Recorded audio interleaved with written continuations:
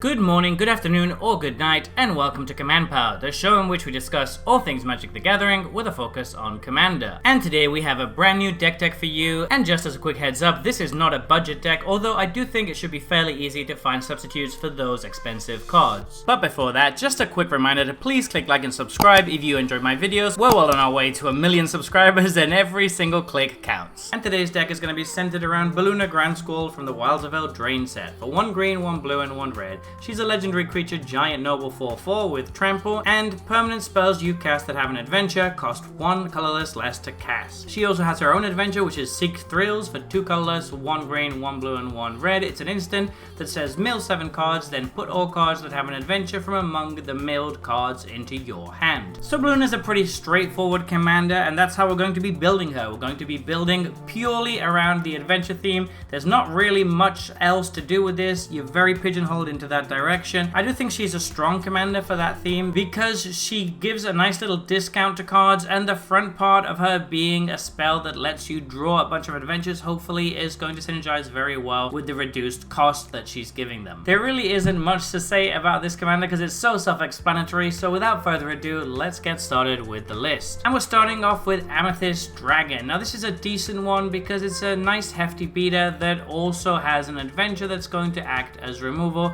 so pretty much both things that we want in this deck. Archmage Emeritus is going to work super well with the deck, seeing as we're playing so many instants and sorceries with our adventures. This should draw us a lot of cards. Beanstalk Giant is a really solid one. It's going to be a huge beater late game, but in the meantime it's going to provide us with some decent ramp on an adventure, so it's going to synergize very well with a lot of our deck. Bonecrusher Giant was always very good in standard, and looking at it now, I can't believe how pushed this thing was, really. A 3 mana 4/3 that punishes people for removing it, that also is a decent removal on the front side, is amazing, and we love it in this deck. Primal Familiar is a new addition. It's pretty good because it can put something straight onto the battlefield, and we do have some expensive things in this deck, but to be honest, bringing it down on turn 2 is fine, and it can actually return itself to hand later on so that you can use the front part if you really want to. Brazen Burrow was always one of the best adventure cards. It's going to give a nice little bit of tempo removal that can be crucial in some games, and then it's going to flash in and start chipping in at our opponent's life total. Chancellor of Tales is a new addition that is going to be really good in any adventure deck by copying all of our adventures while this is out. Dread Linum has some really cool utility on the front side. Obviously it's very expensive, but being able to give something hexproof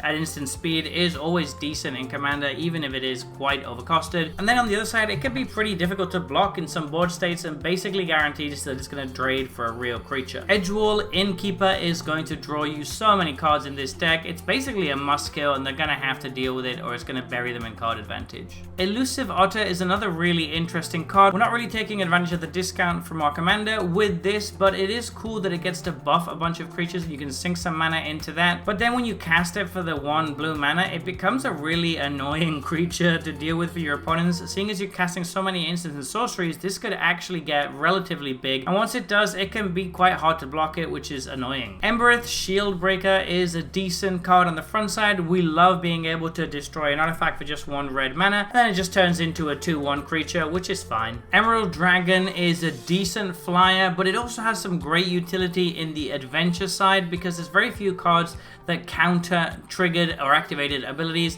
and this does it from a non-creature source. It's something that people are not going to be expecting in green, and it's a really strong effect. Faldorn is an absolute beast in this deck. It's going to be making wolves left and right with all of the creatures we're going to be casting from exile. Ferocious Werefox is a little bit better, I think, than it might initially seem. The instant is where the power is at. You can just surprise give something trample and +1/+1 permanently, which can really catch people with their guards down in certain situations. In my commander games, at least, people tend to play very on board and often tap out and calculate that they can block certain amount of creatures or whatever. So you suddenly giving something trample at instant speed can really throw a spanner in the works. Frolicking Familiar is yet another cute otter, so the fact that it gets +1/+1 whenever you cast an instant or sorcery spell is pretty nice. It's basically like a slightly weaker prowess. But then the instant part is also decent. Again, not quite good enough on its own, but when you combine both things together, it becomes a fairly serviceable card, especially when you consider the synergy with our deck. Galvanic Giant is a very expensive draw spell on the instant side. We actually really like it for the other side, which is whenever you cast a spell with mana 5 or greater, you can tap target creature an opponent controls and put a stun counter on it. That can actually be really good if we're looking to tempo out the other players at the table or gain some time. Grabby Giant allows us to create a treasure with its adventure, which is really decent, and then on the other side it can turn those treasures that we've made or any extra lands that we have lying around into card advantage. Razilax is a really interesting one in this deck because we actually get to return creatures to their hand if they get blocked by our opponents. That means that we can use their adventure again, which can be something we're interested in sometimes. But then apart from that, we get to draw a card if our creatures connect, so it's going to kind of put our opponents into a very awkward situation. Earth Elemental is going to be a very interesting card. When we have a very small amount of cards in hand late game, this can just be pretty good by drawing 2 cards straight up. But we can also just forego that entirely and just play the front side, which is going to be very cheap in this deck. Horned Lockwell gives us a nice little bit of conditional removal, a very tempo kind of play, but it can be really annoying in the right situation. Putting something on top or bottom of the library is a lot better than it seems in Commander. And then the creature side is serviceable, but not anything particularly exciting. Hypnotic Sprite has always been a pretty decent adventure card. It counters a lot of stuff, which is very nice, and then coming down as a small flyer that can sneak in some damage is decent as well. Illithid Harvester has synergy with a couple of the things in our deck that tap other creatures down, and then it can turn any tapped creature into 2/2 horror creatures with no abilities, which is a pretty unique way to deal with problem creatures. Lovestruck Beast was another pretty good card during Standard. You get to make a 1/1 on the front side, and then you can't attack with the Beast unless you control a 1/1, but we do have quite a few 1/1s in the deck, so this should be alright. Lozen Dragon's Legacy is going to deal damage to almost any target whenever we play an adventure spell, so that's going to be pretty solid with all of the adventuring we're doing in this deck. Merchant of the Veil can give us a little bit of card selection, and then when we can play it later on, we can continue to get card selection even though it is a little bit overpriced. Moonshade Pixie can give us some surprise wins out of nowhere by making 3 of our creatures flying. This is a lot better than it looks, and even if we don't kill our opponents, we can follow it up with the creature side of this and draw up to 3 cards, which again is very solid. Now Fetchling is a very disturbing card that I wish I didn't have to put into so many decks, but it's a pretty solid one. We're going to get to copy all of those creatures that we're playing from exile, so that's really good. Picnic Runa can put a few counters on our creatures, and then when it attacks and we have a creature with power 4 or greater, it's going to get double strike.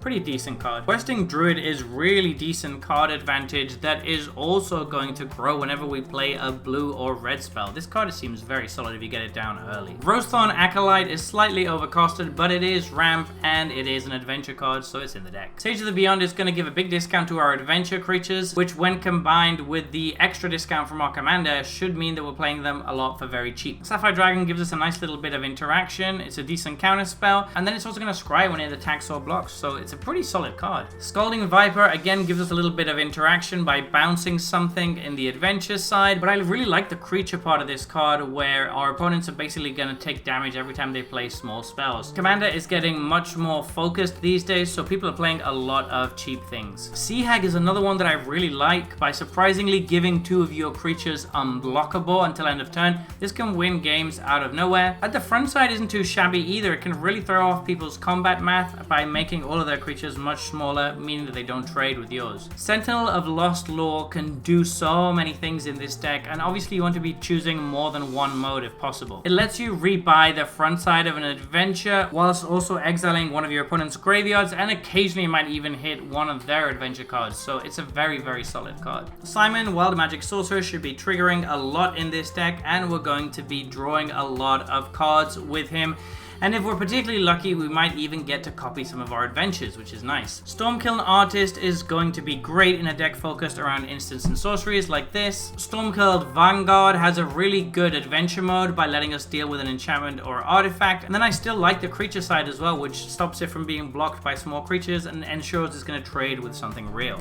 Storyteller Pixie is going to draw us cards whenever we cast an adventure spell. That's a great way to get card advantage in this deck. Swordcoast Serpent is again some more interaction by bouncing banishing a creature, and then it's actually a really good finisher as well in this deck because we're playing so many instants and sorceries that its unblockable clause is almost always going to be turned on. Tempest Heart is another one that I really like. You get to draw 2 cards and discard 2 cards for 2 mana. That's some pretty decent card selection, and the creature side is again very solid. It has trample and is going to grow whenever we play a spell with mana value 5 or greater, and we have a lot of those in the deck. Tlinkali Hunter is such a solid card that I think should see play in more decks than just dedicated exile decks, but it's super good here because we get to rebuy a creature from our graveyard, and then we can also, once it's in play, just pay 0 once per turn for one of our cards from exile, which is obviously amazing. Two-Headed Hunter can again really surprise people by giving something double strike at instant speed. I really like how many instants there are in this deck to just mess with people's combat math. While the Magic Sorcerer is going to give us a nice little bit of card advantage in this deck, Young Blue Dragon gives us a nice little bit of card draw on the adventure side, and then the body is just decent. Young Red Dragon similarly gives us a nice little bit of mana advantage by giving us a treasure, and then the creature side, whilst not exciting, is perfectly fine. For sorceries, we've got Candlekeep Inspiration. This is one of the few finishers we've got in this deck.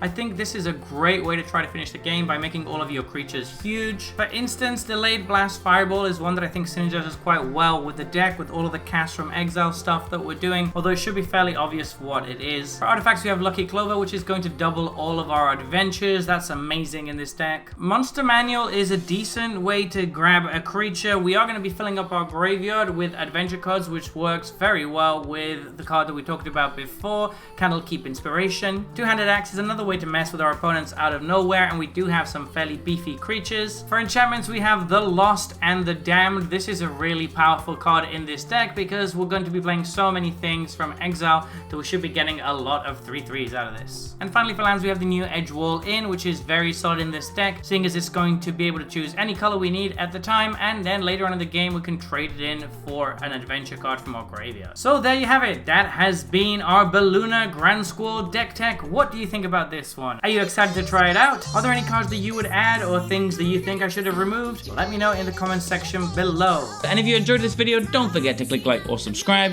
It really helps the channel. And until next time, take care.